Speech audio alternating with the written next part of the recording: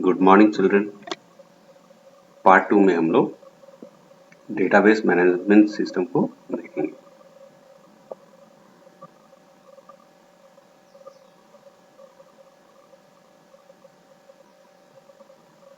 Database Management System (DBMS). A database management system is a software that provides all the necessary tools to a user to help him organize data into a database. Database management system एक तरह का software होता है जो क्या करता है कि उपयोगकर्ता को, यूजर को सारे आवश्यक औजार देता है, टूल्स देता है जो मदद कर सके डेटाबेस के अंदर में डेटा को व्यवस्थित रखने में। It provides facilities to add, ये सुविधा प्रदान करता है कि डेटाबेस में डेटा ऐड किया जा सके, जोड़ा जा सके, मॉडिफाई किया जा सके, उसको बदला जा सके या फिर उसको डिलीट किया जा सके डेटाबेस से। डिलीट मतलब उसको खत्म किया जा सके database. Query the database, database से इंफॉर्मेशन को लेने के लिए क्वेरी कर सकते हैं। About the data stored in it, database के अंदर में जो डेटा स्टोर किया गया उसके क्वेरी कर सकते हैं। And produce reports based on it's contents, और उसके कंटेंट जो होते हैं उसके बेसिस पे रिपोर्ट बनाया जा सकता है। फॉर एग्जाम्पल माइक्रोसॉफ्ट एक्सेस, उदाहरण के तौर पे माइक्रोसॉफ्ट एक्सेस डेटाबेस डीबीएमएस है। माइक्रोसॉफ्ट एसक्यूएल सर्वर, ये भी डीबीएमएस है। Oracle and many more, Oracle company का नाम है, वो भी एक डेटाबेस बनाती है। और भी बहुत सारी कंपनीज हैं जो डेटाबेस मैनेजमेंट सिस्टम बनाती है।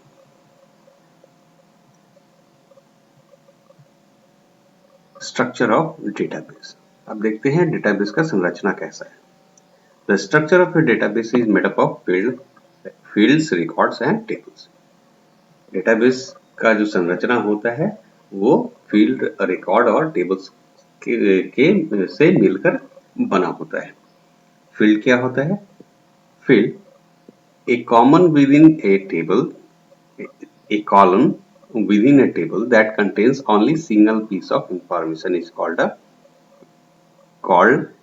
is known as a field. एक कॉलम जिसके अंदर में एक पीस ऑफ डेटा होता है, एक सिंगल डेटा होता है या सूचना होता है, उसको हम लोग फील्ड के नाम से जानते हैं। For example, in a data table given below, name, date of birth and city are the different field names. नीचे जो टेबल दिया गया है उसमें देख सकते हैं आप, नेम दिया हुआ है, ये कॉलम है, नेम का कॉलम, डेट ऑफ बर्थ का कॉलम और सिटी का कॉलम, और इसके अंदर में ये प्रवीण है, दिस इज कॉल्ड फील्ड, इसको हम लोग फील्ड बोलते हैं। ये पूरे का पूरा फील्ड हो जाता है।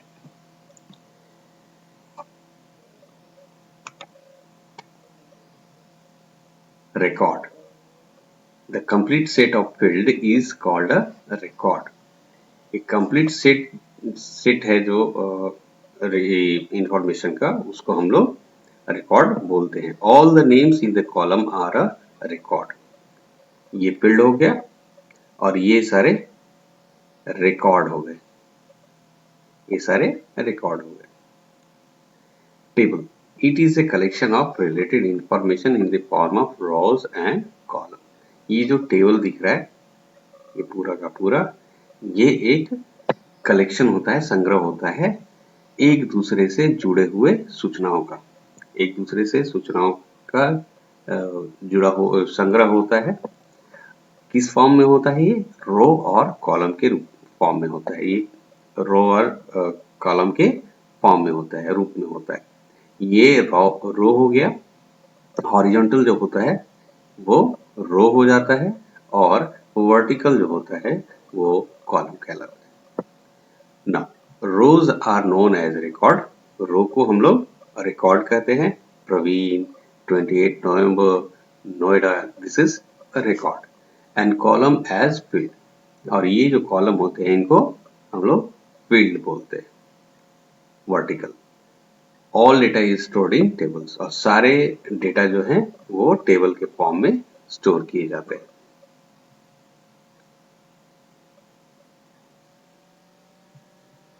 ये name, date of birth, city, इसको फील्ड कहते हैं.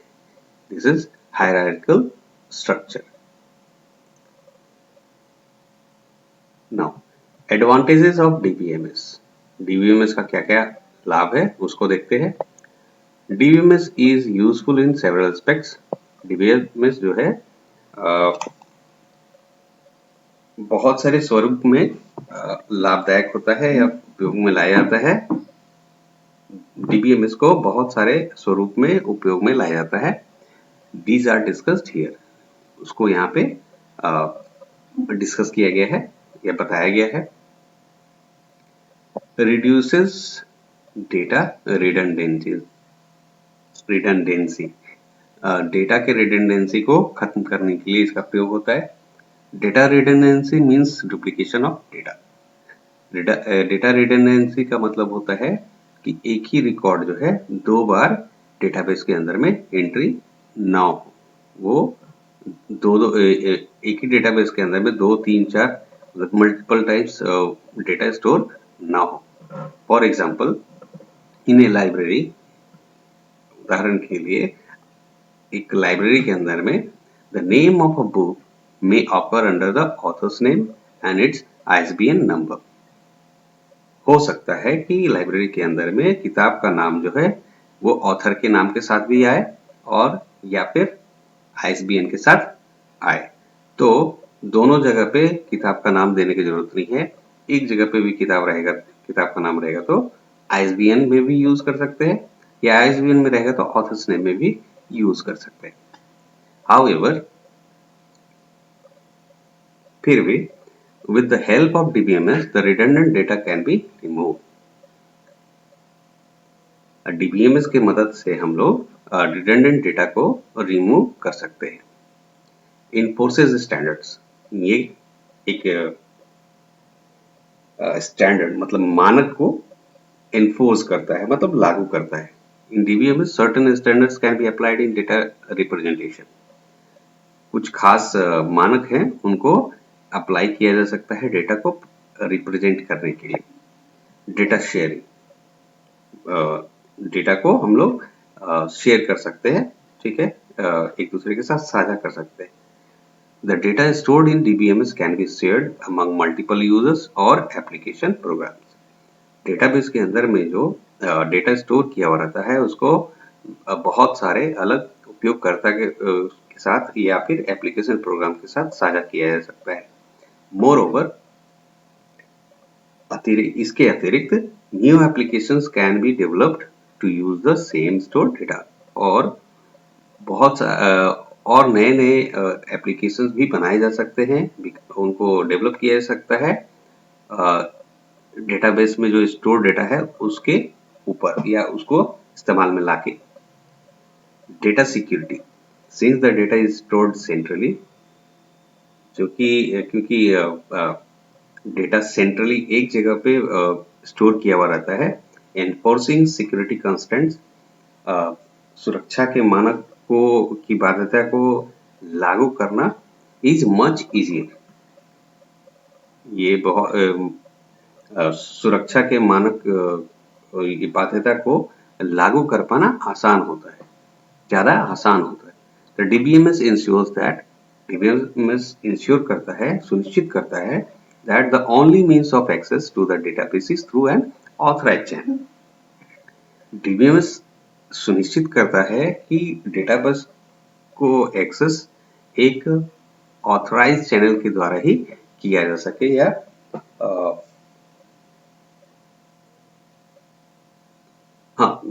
जिसको ऑथराइज चैनल के द्वारा ही हम लोग एक्सेस कर सके.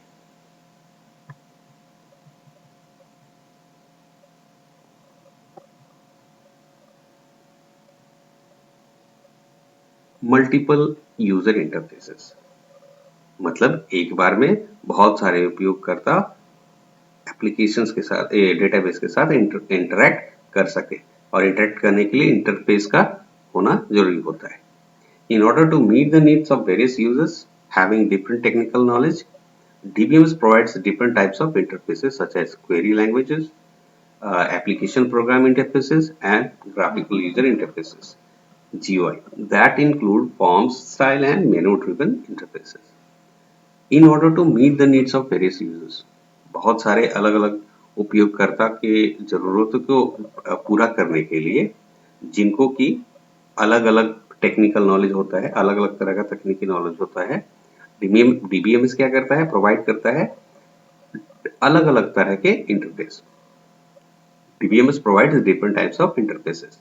अलग तरह के इंटरफेस प्रोवाइड करता है, क्योंकि बहुत सारे यूजर जो हैं उनको अलग-अलग तरह के तकनीक का नॉलेज रहता है, ज्ञान रहता है। सच एज क्वेरी लैंग्वेजेस, ये जो इंटरफेस होते हैं, अलग-अलग तरह के इंटरफेस होते हैं, DBMS प्रोवाइड करता है। उसमें से एक होता है क्वेरी लैंग्वेज, दूसरा होता है एप्लीकेशन प्रोग्राम इंटरफेस, एंड एक और होता है GUI, ग्राफिकल यूजर इंटरफेस, जो हो सकता है फॉर्म के स्टाइल में हो या मेनू के रूप में हो, या जिसको ड्रॉप डाउन मेनू या मेनू के तौर पे लिस्ट बना हुआ हो उसको यूज करके हो, या फॉर्म के रूप में हो। Backup and recovery, the DBMS provides backup, मतलब अगर डेटा का ये हार्डवेयर की वजह से या सॉफ्टवेयर की वजह से कोई प्रॉब्लम आ रहा है डेटा को रिट्रीव करने में, तो उसका एक बैकअप रखा जा सकता है, उसका एक कॉपी रखा जा सकता है, या रिकवरी सब सिस्टम, या रिकवर किया जा सकता है। डेटा गड़बड़ हो रहा है या नहीं आ पा रहा है तो उसको हम लोग रिकवर भी कर सकते हैं। That is responsible for recovery from hardware and failure, software failure. The DBMS provides backup and recovery subsystem that is responsible for recovery from hardware and software failure. DBMS क्या करता है, बैकअप और recovery सब system provide करता है, जो क्या responsible होता है अगर हार्डवेयर और सॉफ्टवेयर फेलियर हुआ, खराबी आया, तो वो डेटा को रिकवर कर सकता है। अब आते हैं माइक्रोसॉफ्ट एक्सेस 2010।